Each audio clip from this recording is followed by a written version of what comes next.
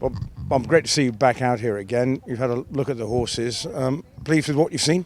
Yeah, so far they all look well, and they went over the track well. They handled everything they've handled well. So, it's a tough task because you're flying halfway across the world, and then you're on the long trek to the track every day can be a little bit tough on them. But so far they're handling it well. Was it an easy decision to bring him?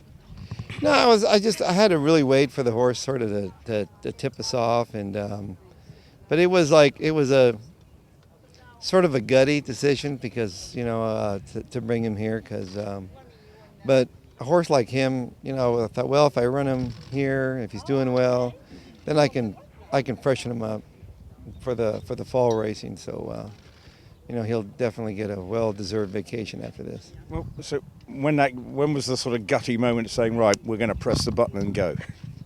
Probably like 3 weeks before. I was just training him along. I was sort of aiming for it if he was showing me something, and then he worked really strong 7/8.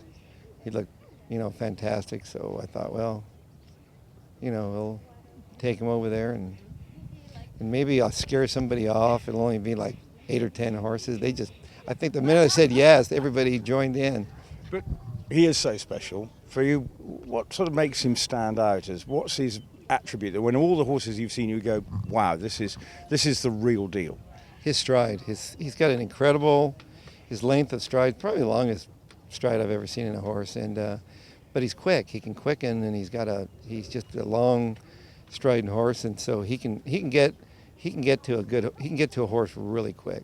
Like in the $12 million race when he's down the backside, Mike Smith, he actually moved a little early because Chrome had him pinned in, and then he saw Victor was having to really, I think Victor wanted to just go, but Chrome was probably taking 2 strides of his one, and I think that really was making Victor having to use him. So he didn't want to take any chances.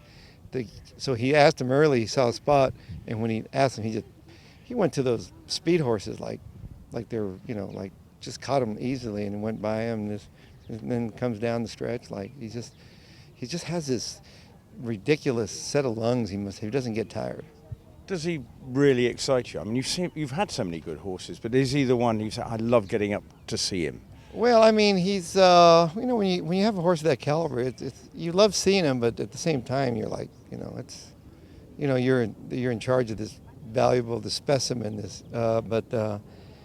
We know what he can do, and so I have to keep him. I just can't get caught up in all the stuff, and so I just stay focused with him and just train him. And we're working on the 3-year-olds. We're trying to get them something happening there. So. But with him, once you have a great one like that, you just want to maintain them and keep them happy.